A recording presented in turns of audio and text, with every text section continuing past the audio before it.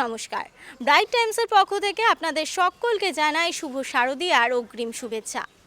আশ্বিনের শারদ প্রাতে বেজে উঠেছে আলোকমঞ্জরি, ধরণীর বহিরাকাশে অন্তরিত মেঘমালা। মা আসছেন, হাতে আর মাত্র ঠিক 27 দিন বাকি, আর পুজো প্রাঙ্গণগুলিতে চলছে জোর কদমে পুজো প্রস্তুতি। ব্রাইট টাইমের ক্যামেরাও নিয়ে বেরিয়ে পড়েছে খুঁজে দেখতে কোন পুজো প্রাঙ্গণে চলছে কেমন প্রস্তুতি। আর আমরা এই মুহূর্তে দাঁড়িয়ে আছি কাকরগাছি যুবকবৃন্দ ক্লাবের পুজো প্রাঙ্গণে। আমরা কথা বলবো পুজো প্রাঙ্গণের সহকারী শিল্পী রাজ কাহারের সঙ্গে।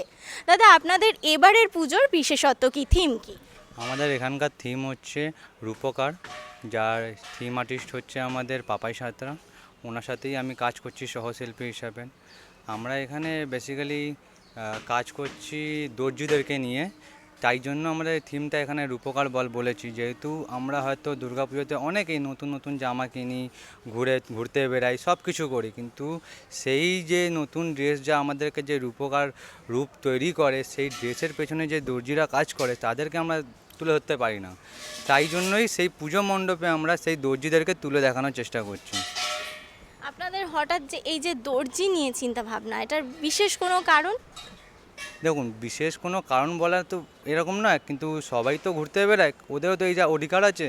বাট ওরা আমাদের এই জিনিসটাকে নিয়ে তৈরি করার জন্য তারা যে এতটাই পরিশ্রম করে, তারা এই জিনিসের লাভটা নিতে পারে না। তাদেরকে এই জায়গাটা ওদেরকেও তুলে ধরা হচ্ছে, যাতে লোকেরা যারা দুর্গাপুজোতে ঘুরতে বেড়াচ্ছে তাদেরকেও ভাবুক একটু নেক্সট টাইম থেকে।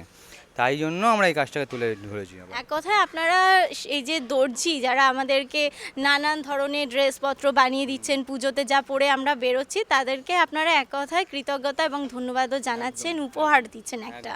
বছর আপনাদের এই পুজো কত বছরে পদার্পণ করছে? আমাদের এই পুজো এখন 95 ইয়ার্স চলছে। আর যবে থেকেই আমি তো অ্যাসিস্ট করছি, যবে থেকেই আমি কাজে এসেছি, তবে থেকেই দেখছি আমি ক্লাব অলরেডি সব এখানকার আশেপাশেকার অনেকে গরিব লোকদের আছে, তাদের দুপুরের রাতের খাওয়ার ব্যবস্থা করে দিচ্ছেন। Plus recent blood donation camp হয়েছিল। তারপরে আরও শুনেছি নাকি এখানে ড্রয়িং কম্পিটিশনও হয়।